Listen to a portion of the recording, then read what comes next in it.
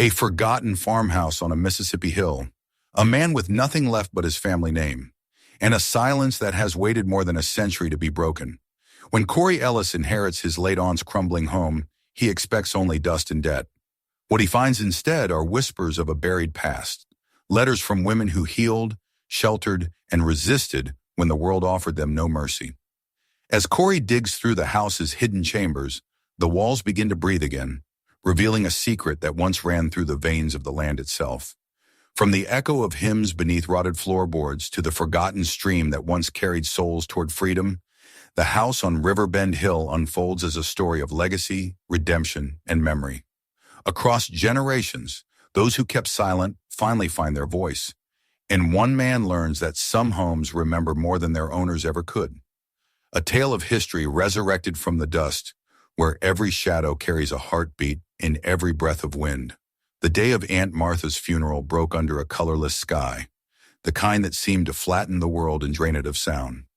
The air in the small Baptist church outside Memphis was heavy with the scent of lilies and old wood polish. The congregation was sparse, maybe 20 people, most of them old enough to remember a version of the South that existed only in fading photographs. They sang soft hymns without much conviction, their voices dissolving into the drone of the ceiling fans. At the front of the room lay the casket, closed and covered with a simple arrangement of white roses. Corey Ellis stood near the back, hands clasped, the collar of his black shirt too tight against his throat. The fabric itched, or maybe that was just his nerves. He couldn't decide which felt heavier, the silence between the hymns or the eyes that occasionally turned toward him, as if trying to connect the grown man with the boy they remembered from long ago. Aunt Martha had been the last of his family who still sent him birthday cards, the last who called him baby even when he'd already crossed into adulthood. Now she was gone, and standing there, Corey felt the strange hollowness of being no one's child anymore. The preacher's voice rose and fell like the slow rhythm of a tired tide. He spoke of grace, of endurance, of the good fight fought and the race finished. Corey barely heard the words. He stared at the grain of the wooden pew, tracing invisible lines with his thumb. He thought about how long it had been since he'd called Martha. Maybe 2 months, maybe more. The last time they'd spoken, she'd told him she was tired, but he hadn't heard the finality in her tone. He'd been too busy, too caught up in lesson plans and grading papers, too buried in the quiet disappointments of his own life.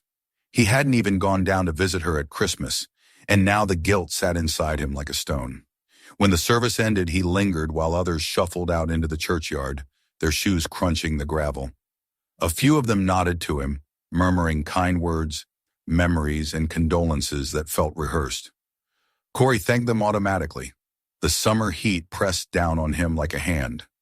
Out by the old live oak where cars were parked crooked in the dirt, a man in a tan suit approached. The man looked out of place, his shoes too polished, his hair slicked down to a precise line. "Mr. Ellis," he said, offering a thin smile, "I'm Charles Warren, your aunt's attorney. If you've got a few minutes, we should talk about her estate." They met the next day in Warren's small office in downtown Memphis, a space that smelled faintly of dust and ink. The blinds were half closed, letting in strips of light that landed across the stacks of folders on his desk. Corey sat stiffly across from the lawyer, his palms damp against his knees. Warren cleared his throat and opened a manila file. "Your aunt was very clear in her will," he said, his voice as dry as paper. "There are no significant financial assets. Her savings went toward medical expenses in the final months. However, she left 2 properties, one, a rental house on Poplar Avenue, which was sold before her passing, and the second," he paused, glancing up over his glasses, "a farmhouse in Mill Creek, Mississippi. It appears to have been in your family for several generations." Corey blinked. The name meant little to him at first, a vague echo from some half-remembered story. "Mill Creek," he repeated. "I didn't know she still owned that." "It's been vacant for years," Warren said, adjusting his glasses. "She kept the taxes paid, though I can't say why. Perhaps nostalgia." He slid a key and a folded deed across the desk. "It's yours now." Corey stared at the items as if they might vanish. A house in Mississippi. What was he supposed to do with that? He was barely holding on to his apartment in Chicago. His teaching contract at the high school had just been terminated due to budget restructuring, which was their way of saying his subject wasn't important enough to keep. He'd packed up his classroom last week, stuffing 10 years of essays and textbooks into boxes that smelled of chalk dust and failure. The house, whatever it was, felt like a cruel joke. He drove back to his cheap motel on the edge of the city, where the carpet smelled faintly of mildew and the air conditioner rattled. Sitting on the bed, he unfolded the deed again. The words were old, typed on yellowing paper. Property of the Ellis family, established 1874. Beneath that, in pen, Aunt Martha's name was signed in her careful cursive. On the back, someone had written in faint pencil, "Don't forget where you come from." He couldn't say whose handwriting that was. Maybe hers. Maybe someone older. He didn't sleep much that night. The television buzzed with late-night commercials, and outside a stray dog barked at passing cars. Around 3 a.m, Corey found himself thinking about his mother, how she used to tell him that some places remember you, even when you've forgotten them. He'd always thought it was just one of her poetic sayings, something born of the church and the blues, but now the idea took root. Maybe that house in Mill Creek remembered him, even if he had no memory of it. By morning, he had decided, he'd go down there, just to see. Maybe sell it, maybe not. He told himself it was practical, but somewhere deeper, something else stirred. A low hum of curiosity, of something older than reason. The bus station in downtown Memphis was nearly empty when he arrived with a duffel bag slung over his shoulder. The ride to Mill Creek took most of the day. Out the window, the landscape shifted from concrete to fields, then to stretches of pine forest broken by rusted signs and half-collapsed barns. The small towns along the route looked like ghosts of what they once were. Boarded-up diners, gas pumps with prices still frozen from decades ago. Every few miles, a church steeple rose above the trees, white paint peeling, a cross still defiantly upright. By the time the bus stopped in Mill Creek, the sky was turning the soft gray of late afternoon. The station was no more than a bench beside a post office that looked abandoned. A faded sign pointed down a narrow road toward Riverbend Hill. Corey checked the map Warren had given him. The house lay 3 miles up that road. There were no taxis, no ride shares, and his phone had already lost signal somewhere back near the county line. So he walked. The gravel road curved between tall oaks and sycamores whose branches met overhead, forming a kind of tunnel. The air smelled of damp earth and pine sap. With each step, the noise of the world grew fainter. No cars, no people. Just the rhythmic crunch of his shoes and the call of unseen birds. He tried to remember coming here as a child, but all he could summon was a flicker him sitting on a porch swing, legs too short to touch the floor, Aunt Martha humming behind him. The memory felt distant, like a dream that had faded before he could grasp it. When he finally reached the end of the drive, he saw it, the house on Riverbend Hill.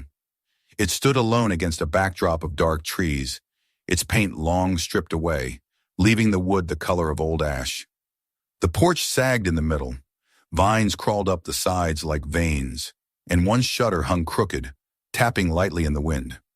Yet there was something undeniably stately about it, a dignity that time hadn't erased. Corey stopped at the rusted gate, catching his breath. The house felt like it was watching him. He reached into his pocket, pulled out the key, and pushed open the gate. The hinges groaned in protest. The path to the porch was overgrown with weeds that brushed against his jeans. The steps creaked beneath his weight as he climbed them, and for a moment he hesitated with his hand on the door.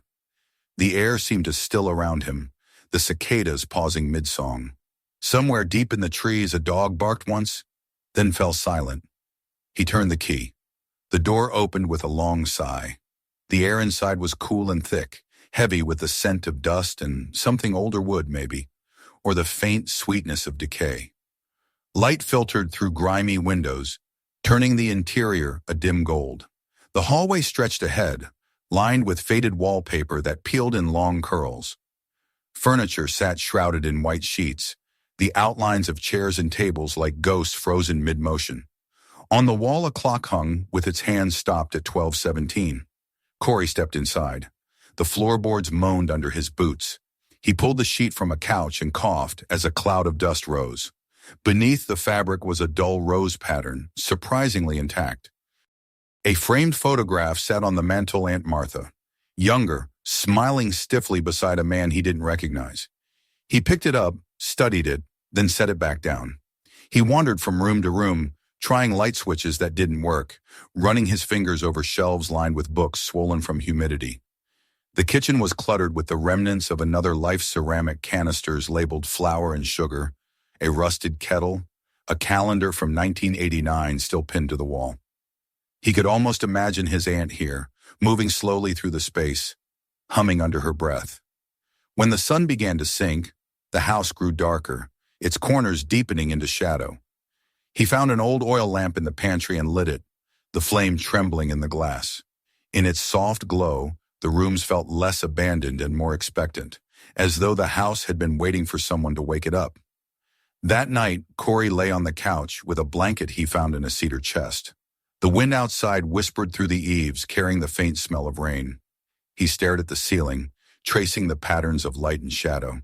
His thoughts drifted to Aunt Martha, to his mother, to all the things he'd never asked them. There had always been talk of the old house, but never what it meant. Maybe they'd kept it quiet for a reason. Maybe it held something they weren't ready for him to know. At some point, he must have drifted into sleep, because he woke to silence so deep it felt like a sound. The fire in the lamp had burned out, leaving only the pale glow of the moon filtering through the window. For a moment, he thought he heard footsteps light, careful, moving down the hallway. His pulse quickened. He sat up listening. The house was still again. He told himself it was just the old wood settling, but part of him wasn't so sure. He lay back down, heart still beating fast. The scent of the house seemed shiftless like decay now, more like earth after rain. He closed his eyes and tried to steady his breathing. Tomorrow, he told himself, he would start exploring. Tomorrow he'd see what this place was really made of.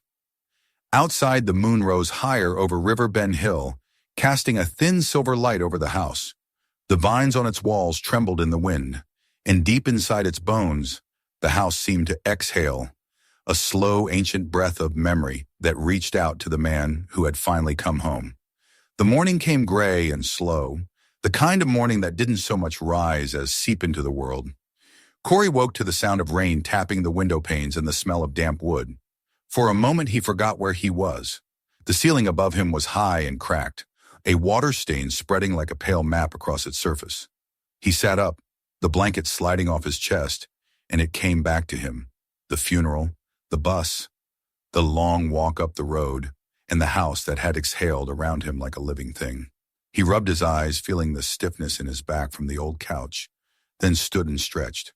The air felt heavy but not unfriendly, as if the house were still deciding what to make of him. He moved from room to room, opening windows, letting the scent of wet grass drift in. The kitchen floor was slick with condensation. The rain had found its way through a hole in the roof, dripping steadily into a bucket he had placed there the night before. He found an old broom by the pantry and swept. Though there wasn't much point, the dust just rearranged itself into new patterns. Still, it felt like something to do. The rhythm of it calmed him, the scrape and sweep, the simple act of motion in a place that hadn't known it for years. By midday, the rain had slowed to a drizzle. Corey made himself a cup of instant coffee on the small camping stove he had brought along, sitting on the back porch while steam rose from the mug. The land stretched out behind the house in slow rolling curves. He could see where the fields once were, now overgrown with wild grass and briars. Beyond that lay a dark line of trees, the edge of the forest that seemed to wrap the property like a secret. Somewhere within it, a bird called, 3 sharp notes that echoed through the wet air. He felt something in his chest then, a sensation he hadn't known in years, a strange kind of peace. There was no city noise here, no deadlines, no chatter. Only the soft heartbeat of rain and the breathing of the earth beneath his feet. It was as if the land itself had exhaled and let him in. He spent the next few days in a kind of quiet rhythm. He explored, cleaned, took stock of what could still be saved. The electricity was unreliable. The generator out back sputtered like an old man clearing his throat, sometimes coughing to life, sometimes refusing entirely. So he learned to live by daylight. At night, he lit oil lamps and candles. The shadows they cast seemed to shift with intention, as if remembering the shapes of those who had once filled the rooms. It was on the third day that he found the box of letters. He had been cleaning out the parlor, pulling down books swollen with moisture, when he noticed a loose floorboard near the fireplace. It lifted easily, and beneath it was a small wooden chest, the kind made for keepsakes rather than valuables. The brass latch was tarnished but unbroken. Inside lay a bundle of letters tied with a faded blue ribbon, the paper yellowed and brittle. The handwriting on the top envelope was delicate, looping, the ink faded to brown. He carried the box to the table and began to read. The first letter was dated 1912. "My dear sister Ruth," it began. "The rain has not stopped for 4 days now, and the river is swollen near to bursting. The women came to me again last night, 2 of them with children, one with a wound on her leg. I gave them the salve Mama taught us to make. I can still hear their whispers as they left, saying the Lord was watching over this house. I am not sure he is, but perhaps the river is." It was signed simply, Eliza Ellis. Corey leaned back, the letter trembling slightly in his hands. The next was from a few years later, and then another and another. The letters spanned decades, all written by women Eliza, Ruth, Hannah, Miriam, names that repeated across generations. They spoke of births and deaths, of storms and seasons. But woven through them was something else, something quieter but unmistakable. There were references to the ones who come in the night, the songs we dare not sing too loud, and the house that remembers. He didn't yet understand what any of it meant, but the words made his skin prickle. He found another bundle inside the box, smaller, wrapped in linen. These were not letters but notes, medical records of a sort, though written in a hand that mixed English with fragments of something older. Recipes for poultices, for teas to ease childbirth, for salves made of herbs and roots. A few were marked with crosses or symbols he didn't recognize. He turned one over and saw a list of names, dates, and a single line at the bottom. "Keep them safe. The river carries what we cannot." The air in the room seemed to thicken as he read. The house creaked, as if shifting under the weight of its own memory. Corey looked around, suddenly aware of how still everything was. The only sound came from the slow ticking of rainwater dripping through the hole in the roof. He felt a shiver crawl up his spine, not from fear exactly, but from the sense that someone was close by, watching, waiting. That night he dreamed of women's voices, low and melodic, rising and falling like the sound of waves. He saw hands, dark hands, strong and scarred, passing bundles wrapped in cloth from one to another. He woke with his heart pounding and the image still burning behind his eyes. A river shining in moonlight, and a figure on its bank, holding a lantern high. The house was silent again, but the dream clung to him like the smell of smoke. The next day he decided to explore the kitchen more carefully. Something about it had drawn his attention since he arrived. The wallpaper there was a faded floral pattern, curling at the corners, and one section near the pantry looked newer, patched differently from the rest. He ran his fingers over it and felt the faint outline of a seam. With a screwdriver and some patience, he pried at the edges until the panel came loose. Behind it, a narrow wooden staircase descended into darkness. The air that rose from below was cool and smelled faintly of iron and earth. He hesitated, lamp in hand, then began to descend. The steps creaked beneath his weight, but held. At the bottom was a small cellar, lined with stone. It wasn't empty. Along one wall stood shelves filled with jars of dried herbs, glass bottles clouded with age, and books whose spines had long since faded. He brushed the dust from one cover and read the title, written by hand, Remedies and Lessons, 1858. Inside were more of the same recipes, diagrams, and marginal notes written in several different hands. On a table lay a single, more recent journal bound in cracked leather. The first page bore the same handwriting as the letters upstairs, Eliza Ellis, 1858. The entries were meticulous. He skimmed through descriptions of illnesses, childbirths, and weather patterns until a phrase caught his eye near the end of the book. "The river has taken 3 this month. The others say we should close the doors, but I cannot. This house was built for more than walls and shelter. It serves the river, and the river serves the ones who seek it. He sat down heavily on the bottom step, the words echoing in his mind. The river, always the river. He thought of the house's name, Riverbend. He thought of the faint traces of a path he'd seen winding from the backyard toward the trees, as if leading downhill. Could it lead to a river? Or had there once been one that dried up? He didn't know, but something about the phrasing, "the ones who seek it," made his pulse quicken. He closed the journal gently, then looked around the cellar again. The walls were thick stone, the kind built by hand. In one corner, a small wooden cross hung from a nail, its surface polished smooth by time. There were no cobwebs. Despite its age, the space felt tended to, almost reverent, a sanctum rather than a basement. When he climbed back up, he closed the panel carefully and replaced the wallpaper, as though to keep the secret intact until he could understand it. That evening, he sat on the porch again, watching the light fade over the fields. The air hummed with insects. The rain had stopped, and the sky was streaked with pink and gray. He thought about Eliza and Ruth and all the women whose words filled that box. He wondered if Aunt Martha had known what lay hidden behind her kitchen wall, or if she, too, had chosen to keep the silence.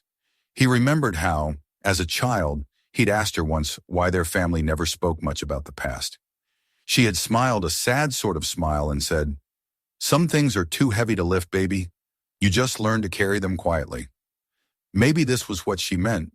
Maybe the house had been carrying its own weight all these years, waiting for someone to listen. As darkness settled, Corey lit another lamp. The glow from the window spilled onto the porch, catching the edges of the vines that crept up the railing. The house made small noises, timbers shifting, wind whispering through cracks, but he no longer heard them as intrusions. They were like breaths, steady and patient. The house was alive, not in the way of ghosts or hauntings, but in the way that memory itself is alive, shifting, breathing, waiting to be spoken. Later, lying in bed, he opened one of the letters again. The last line seemed to shimmer in the flickering lamplight. "This house will not die while there are those who remember." He read it over and over until the words blurred, until his eyelids grew heavy and he drifted into sleep. Outside, the night wind moved softly through the trees, carrying with it the scent of wet earth and something older. Something that felt like history breathing just beneath the surface. And somewhere deep in the walls of the house on Riverbend Hill, a quiet sigh answered him, as though the past had turned its head and finally begun to listen. The days passed in a rhythm that felt both grounding and fragile. Morning light spilled through the windows, golden and heavy, coating the dust that floated in the air. Corey woke each day with the same quiet purpose, to keep working, to keep uncovering, to keep breathing alongside the house. He'd begun to feel its moods, its small changes, the way the air seemed lighter after he swept the hallway, the way it creaked at night as if stretching after long sleep. Yet with each layer of dust he brushed away, another question emerged. The journals, the letters, the hidden cellar, all of it whispered of lives built around purpose and silence. But whose silence? And for what? He ate sparingly canned beans, instant rice, black coffee. Sometimes he forgot to eat at all. He spent hours in the small library he'd discovered below the kitchen, cataloging the journals in a notebook, writing down names and phrases that caught his attention. The recurring mention of the river haunted him most. The river carries what we cannot. It repeated across decades, like a code passed down through generations. Each time he read it, he saw that glimmer from his dream again, a river gleaming under moonlight, a figure with a lantern at its edge. One night a storm came in from the south. The wind rose in long, whistling waves, shaking the shutters and rattling the old panes of glass. Corey set pots and pans beneath the leaks and sat in the dim light of the lantern, reading the same letter for the 5th time. When the thunder cracked overhead, it startled him, not just because of the noise, but because the floor seemed to shudder beneath him, like something massive had shifted deep in the earth. For the first time since his arrival, he felt small within the house, not its keeper, but its guest. The storm raged through the night. By morning, the world smelled of wet wood and overturned soil. The front yard was strewn with leaves and branches, and a small section of the porch railing had come loose. Corey spent the morning repairing it as best he could, hammering the nails back in place with the heel of a wrench. He was so absorbed in the work that he didn't hear the sound of a car crunching up the drive until it was almost upon him. When he looked up, a dark gray sedan was idling near the gate, rainwater dripping from its hood. The door opened, and a man stepped out tall, broad-shouldered, wearing a clean white shirt and a look that balanced amusement and pity. "Well, I'll be damned," he said, shading his eyes with his hand. "You really came out here?" Corey wiped the sweat and rain from his forehead. "Malcolm," he said flatly. Malcolm Ellis grinned, but it didn't reach his eyes. "Man, look at this place. You're living like it's 1930. You even got the lamps and everything." "I'm making do," Corey replied. "What are you doing here?" "Just checking on my favorite cousin." Malcolm stepped onto the porch, surveying the broken boards, the vines creeping up the walls. "Figured I'd see the old place for myself. Word got to me about Aunt Martha's will. You know, some of us thought she'd leave this heap to the county or the church. Didn't figure she'd hand it over to you." Corey stiffened. "It's not a heap." Malcolm chuckled. "No? I can smell the rot from the driveway. Listen, man, I'm not trying to start anything. I just wanted to make you an offer. I've got a client in Jackson who buys properties like this. Historical, rural, you know the type. She could take this off your hands for a good 10 grand, maybe 15 if I talk her up." Corey stared at him. "You drove all the way down here to offer to sell my inheritance?" "Your inheritance?" Malcolm laughed softly, shaking his head. "Come on, man, this place is a money pit. You think it's going to suddenly turn into some historical monument? You're broke, right? You could use the cash." Corey felt the words land like small blows. He looked past his cousin toward the gray road winding away from the house. "I'm not selling it." Malcolm sighed. "You've always been like this. Dreaming, clinging to ideas that don't pay the rent. You're not going to fix the world with this place, Corey." "I'm not trying to fix the world," Corey said quietly. "Just trying to understand it." The silence between them stretched. Rain dripped from the eaves, steady and rhythmic. Malcolm shook his head. "Suit yourself, but don't say I didn't try to help." He turned, heading for the car. "When this place caves in on you, don't call me." The sound of the engine faded down the road, swallowed by the damp air. Corey stood there for a long time after, the hammer still in his hand. His throat felt tight, though he couldn't say if it was anger or shame, or something older than either. He looked back at the house. Its windows reflected nothing but the gray sky, but he felt a strange, quiet reassurance, as if it had just watched the entire exchange and was content with his answer. That night he sat by the fire. The storm had left a chill, and the warmth from the flames made the shadows move like living things. He poured a small amount of bourbon into a chipped glass and stared into the light. His thoughts wandered to Malcolm, to Aunt Martha, to the line in Eliza's journal. "Don't leave, even when afraid. The house holds those who listen." The words pulsed in his head like a heartbeat. He whispered them aloud, testing their sound in the stillness. The wind outside rose and fell again, a low moan across the trees. The fire flickered. For a moment he thought he heard something beneath the wind, a faint humming, the same melody from his dreams. It came from somewhere deeper in the house, distant yet unmistakable. He stood, the glass still in his hand, and listened. The sound faded. Only the ticking of the old clock remained. He slept fitfully. In the early hours, lightning flashed again, throwing brief bursts of light across the room. Each time, he saw shapes in the corners, shadows that seemed to twist and shift just as he turned his head. When morning came, he was exhausted, his throat dry, his mind full of fragments of voices that vanished with the light. The days that followed were a blur of labor and small revelations. He repaired leaks, swept rooms, opened windows that had been painted shut for years. The more he worked, the more the house seemed to breathe easier. In the evenings, he read the journals, trying to piece together the fragments of family history that had been buried here. The story that emerged was one of women midwives, healers, caretakers of both body and soul. Their work had stretched from one century into another, passed hand to hand through daughters and nieces, and woven through it all was the same pattern of secrecy.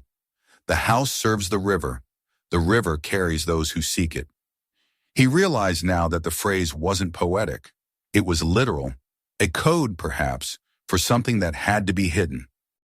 The Underground Railroad, he'd heard of it, studied it, even taught it briefly when he was still a teacher. But the realization that his own ancestors might have been part of it made his chest tighten. The thought felt enormous, too heavy to grasp. One afternoon, while repairing a broken window in the back room, he noticed something odd about the wall behind the cupboard. The boards there were newer than the rest. He ran his fingers along them, tapping lightly until one section gave a hollow sound. Heart pounding, he fetched a crowbar from the shed and pried the boards loose. Behind them was another narrow space, a kind of crawlway leading down, just wide enough for a person to fit through. He crawled in with a flashlight. The air was stale and thick, but not entirely dead. After a few feet, the passage opened into a small room, barely tall enough to stand. A single cot lay against the wall, the mattress long rotted, but the frame intact.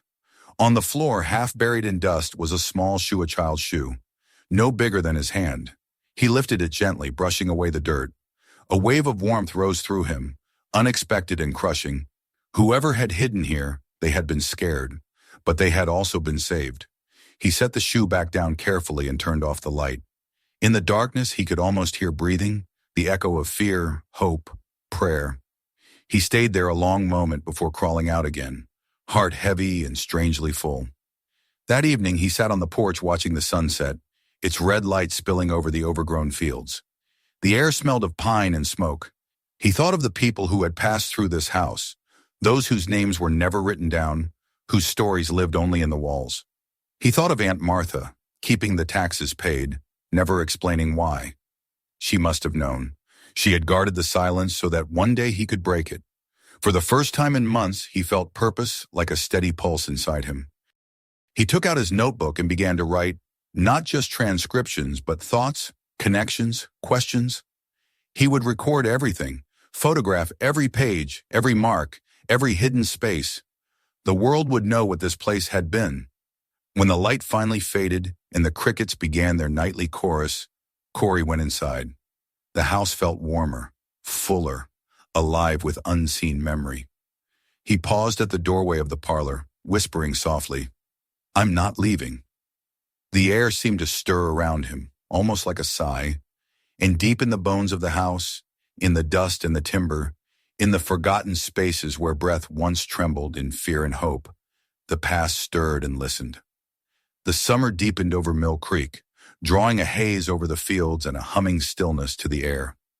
The days seemed to stretch into each other, thick and slow, the kind of days when time felt like a river that had forgotten where it was going. Corey had fallen into a rhythm that seemed to belong not just to him, but to the house itself. Each morning he woke early, swept the floors, mended what could be saved, and sat for a while on the back porch drinking bitter coffee from a chipped mug. The house breathed with him, its boards creaking softly in the morning light, its old bones settling into the warmth. He had stopped thinking of it as broken. It was simply resting after a long, silent life. He was sitting there one morning when he saw the figure walking up the long dirt road. At first, he thought it was a trick of the light, the shimmer of heat rising from the ground. But as the figure drew closer, he saw the slow, deliberate steps of an elderly woman. Her clothes were simple, an old cotton dress, faded blue with a broad straw hat that shadowed her face. When she reached the gate, she stopped, resting one hand on it and looking up at the house with a kind of wary affection. "You must be Martha's boy," she said, her voice rough with age but steady.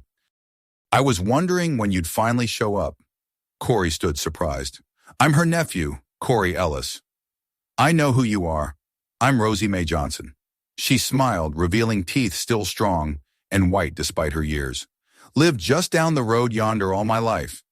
I used to come here to help your Aunt Martha when she got too old to keep up with the place."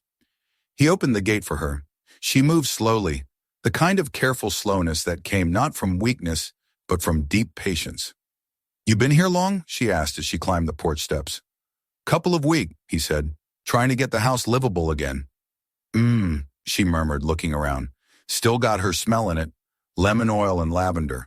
She was proud of this place, even when nobody else remembered what it meant. Corey hesitated. "Did she ever talk to you about it? About the history?" Rosie looked at him then, her dark eyes sharpening beneath the brim of her hat. "History's a funny word for what this house carries," she said quietly. "Some things ain't meant for history books. They belong to memory." He waited, but she didn't elaborate.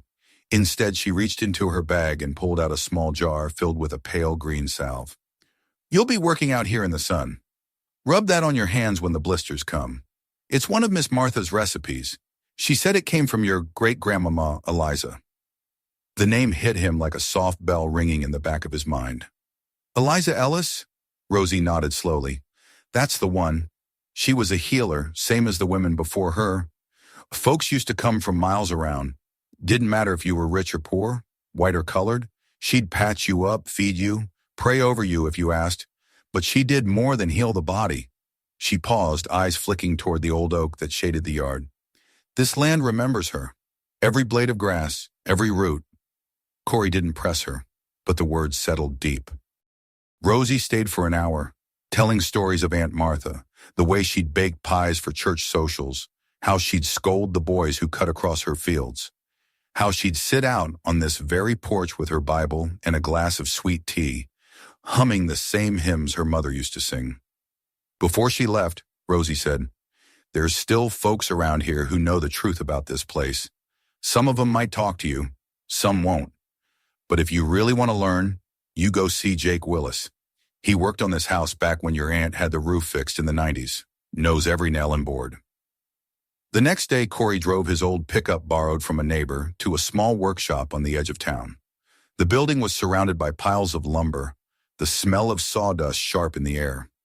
Inside, a man in his 60s was bent over a plank, his arms corded with muscle, his skin dark and sun-worn.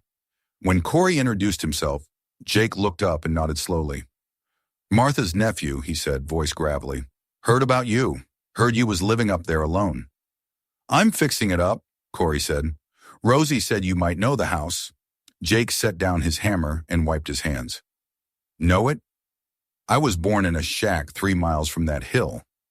My granddaddy helped build the barn when he was just a boy. Said the place was older than time." He looked at Corey carefully. "What you trying to find in that house, son?" "I don't know yet," Corey admitted, "but I think it's something worth finding." Jake studied him for a moment, then nodded. "All right then. I'll come by tomorrow. Take a look. But you best be ready for what you stir up. That house got stories buried in its bones. Some of them don't rest easy." The following morning, Jake arrived with his toolbox and a cigarette tucked behind his ear. He moved through the house with slow reverence, touching the walls, tapping beams, muttering to himself. "She built solid," he said finally. "Old heart pine. This wood'll outlast both of us." He helped Corey repair the roof, patch the leaks, and fix the sagging porch steps. They worked in companionable silence, interrupted only by the calls of birds and the hum of cicadas. During breaks, they sat in the shade, drinking water from a jug. Jake told him about the old days, about how his grandfather used to tell stories of people who'd come to the house late at night, hungry and frightened, whispering thanks before disappearing into the woods by dawn. "They say the house was a way station," Jake said quietly. "Part of the chain that led north, slaves escaping through the delta, heading for the river. Folks called it the River Road back then. Your people hid them, fed them, got them across the line. That's why they said the house served the river." The words hit Corey like thunder. It was what he had suspected but hadn't dared to believe fully. He felt dizzy with the weight of it. His ancestors hadn't just lived here. They had fought, risked everything, turned their home into sanctuary. "Why didn't anyone ever talk about it?" he asked. Jake smiled without humor. "Because in Mississippi, there's things you live through but don't name. Some truths are too dangerous, even long after the danger's gone." Over the next weeks, Corey devoted himself to uncovering every trace of that history. He cataloged the journals, photographed the letters, mapped the cellar. He sent messages to the history department at the University of Mississippi, describing what he'd found. To his surprise, they responded with interest, sending 2 graduate researchers who spent days interviewing him, scanning documents, and taking soil samples from the property. They confirmed what Jake had said. The house stood along a documented route of the Underground Railroad, one that had long been lost to history. As word spread, more people came: local journalists, a representative from the State Preservation Office, even a few church elders who remembered hearing their grandparents speak in hushed tones about the Ellis house that hid the travelers. Corey watched it all unfold with a mix of pride and disbelief. He had started this journey alone, adrift, and now the world was beginning to listen. Yet even amid the growing attention, the work was deeply personal. He spent hours in the hidden cellar, organizing the books and jars, treating the fragile pages of the journals with care. Once, as he lifted a heavy box from the corner, his hand brushed something carved into the stone wall, a faint inscription. He held up the light and read it slowly. For those who followed the water to freedom. Beneath it, a series of small crosses had been etched, each one different, as if carved by many hands over time. That night, he couldn't sleep. He sat by the window, the moon bright on the fields, and thought about all the lives that had passed through this place. The fear, the hope, the songs whispered into the night.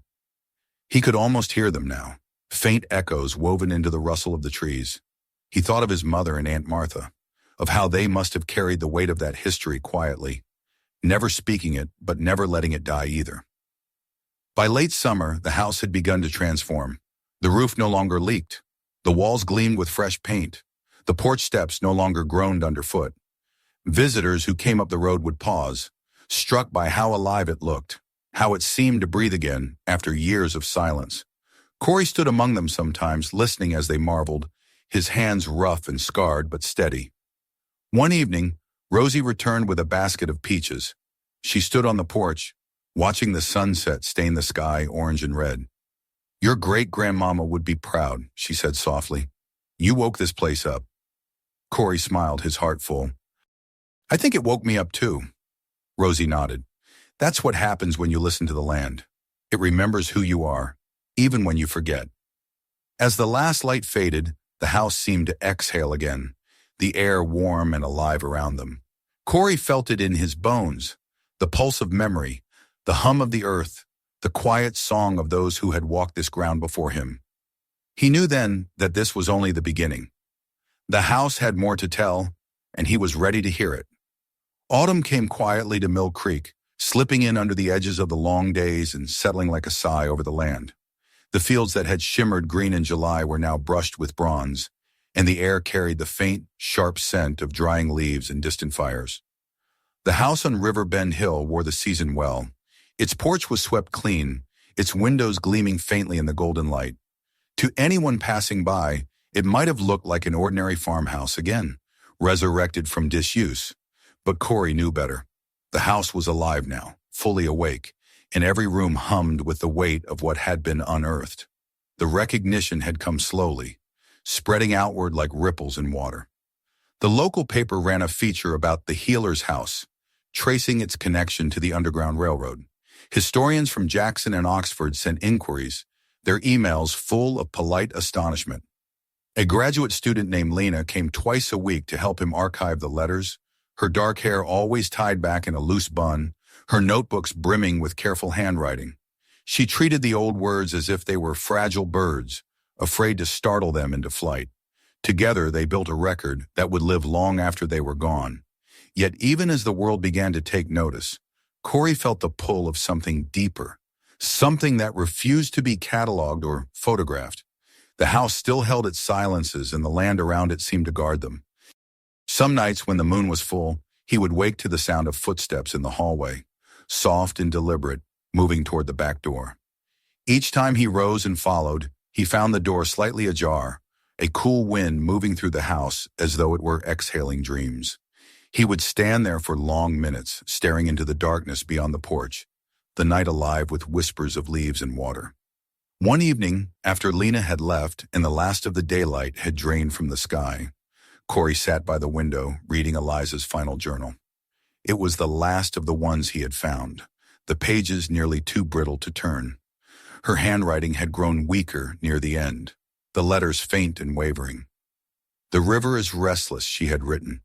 "It calls to those who remember. The house keeps them safe, but the river keeps them free." He read the line again and again, feeling its rhythm settle into his pulse. The river. It was always the river. He had seen its name carved into stone, read it in every generation's words, dreamed of it under a silver moon. Yet he had never found it. The maps called this area dry, and the nearest stream was miles away. Still, the land seemed to hum with something unseen, something that ran deeper than soil. The next morning, he decided to look for it. The air was cool and bright, the first crisp day of October. He packed a small bag with water and a notebook and set off toward the woods that bordered the property. The path was faint, half swallowed by weeds, but his feet seemed to find it without thought, as if guided by memory rather than sight. The forest closed around him, dense and quiet except for the occasional rustle of a squirrel or the far-off caw of a crow. After an hour of walking, he reached a slope where the ground began to dip sharply. The air changed there damp, metallic, almost cold. He pushed through a thicket of briars, the branches catching at his sleeves, and then he saw it. A narrow ribbon of water winding through the trees, its surface glinting like glass. The river was smaller than he had imagined, barely wide enough to call by that name, but it moved with a strange certainty, as though it had never stopped flowing, only hidden itself until now. He knelt at the edge, his reflection shimmering in the current. The water was clear, but the bottom was dark, the mud streaked with veins of iron. He dipped his hand in, and a shiver ran up his arm. It wasn't cold, just alive somehow, like touching the skin of something that breathed. For a moment, the sound of the wind faded, replaced by a low hum, a vibration that seemed to rise from the river itself. He stayed there for a long time, tracing the current with his eyes, watching leaves drift past like messages written and carried away. Finally, he noticed a shape on the far bank half buried under roots, the remains of a wooden post. He crossed carefully on a fallen log, his boots slick with moss. The post was old, splintered with age, but there was something carved into it, faint lines forming the outline of a lantern. Beneath it, barely legible, was a single word. Safe. Corey exhaled. He closed his eyes, and in the darkness behind his lids he saw flashes. Not memories of his own, but something older. Lanterns swinging in the night, hands clasping, voices whispering, the sound of footsteps in wet earth. He saw his ancestors, Eliza and the women after her, guiding the lost through this very place, their faces calm and resolute, their hearts pounding with the same fear and hope that pulsed now through his own blood. When he opened his eyes again, the air was still, but his chest felt full, as though the river had placed something heavy yet sacred inside him. He returned to the house at dusk. The light had turned the fields gold, and the air carried the smell of wood smoke. He felt changed somehow, though he couldn't say how. That night he dreamed of the river again, but this time it wasn't silent. It sang a low, mournful song that spoke not of sorrow, but of endurance, of the unbroken line between past and present. When he woke, the melody still lingered in his ears. Over the next days, he began to speak to the house as if it could hear him. Sometimes he read aloud from the journals. Other times he simply talked about his plans. He told it about the university's proposal to make the property a heritage site, about the volunteers who would help restore the barn and build a small museum. "They'll know your story," he said one night, his voice quiet in the flicker of lamplight. "You won't be forgotten." The wind moved softly through the cracks, and the lamp flame fluttered. It felt like an answer. The restoration took months. Workmen came and went, careful not to disturb what Corey called the old bones. They repaired the foundation, shored up the porch, and replaced the roof with wood that matched the original grain. Lena and the university team installed climate control in the cellar to preserve the journals. They built display cases from reclaimed timber, their glass polished until it gleamed like water. Through it all, Corey remained the soul of the project, quiet, watchful, tireless. When winter came, the first exhibit opened. People arrived from across the county, some from as far as Jackson. They walked through the rooms with reverence, their footsteps soft against the newly polished floors. The air smelled faintly of cedar and oil lamps. On one wall hung enlarged copies of the letters and maps, and in the center stood the carved stone from the cellar wall, the one that read, "For those who followed the water to freedom." Beneath it, in a simple wooden case, lay Eliza's journal, open to the final page. Corey stood near the doorway, watching as visitors read the words, their faces solemn. When an elderly woman began to weep softly, he turned away, overwhelmed. He stepped out onto the porch where the cold wind bit at his face, and he stared out over the fields, now silver with frost. He could almost see them, the shadows of those who had once moved through the night, the faint shimmer of lantern light weaving among the trees. He knew they were still here, not as ghosts, but as memory, as breath. That night, after everyone had gone, he walked back to the river. The moon hung low, its reflection trembling on the water. He stood at the bank and spoke aloud, not sure to whom. "It's all yours now," he said. "They'll remember." The river moved softly, the current catching the moonlight in shifting patterns. And then, faintly, he heard it again, the hum, the same deep tone that had filled the cellar, the same that lived in his dreams. It rose and fell, not in words but in meaning, and though he couldn't translate it, he understood. It was gratitude. It was release. He stayed there until dawn. When the sun finally broke over the horizon, its light spilled across the water, warm and golden, catching on the mist that curled above the surface. The river seemed to shimmer with life, as if awakening with the day. Corey knelt and dipped his hand in once more. The current tugged at his fingers gently, then let go. When he returned to the house, the morning light filled the windows, casting long, soft beams across the floors. The rooms glowed, every shadow washed in gold. He sat on the porch steps, watching the world come alive again, and felt a peace unlike anything he had known before. The house no longer seemed haunted, the silence no longer heavy. It was simply full of memory, of breath, of all the lives that had passed through, and all those yet to come. By noon, visitors began to arrive again, their voices carrying faintly on the breeze. Corey stood, brushed the dust from his jeans, and opened the gate. As they walked up the hill, he felt the warmth of the sun on his face and the steady heartbeat of the land beneath his feet. Somewhere far off, the river kept singing. It carried the story onward, winding through the fields, whispering of the house that had once stood silent and now spoke again through those who had learned to listen. The past and the present had become one unbroken current, and Corey, standing on that porch beneath the wide Mississippi sky, finally understood that nothing was ever truly lost. The land remembered, the water remembered, and so did he. Thanks for watching. If you enjoyed this story, make sure to subscribe to the channel so you don't miss the next chapters in other upcoming stories. Hit the notification bell to stay updated, and check out the next video right here to keep the journey going. And if this story moved, you share it with someone who loves powerful storytelling as much as you do. Your support helps bring more stories to life.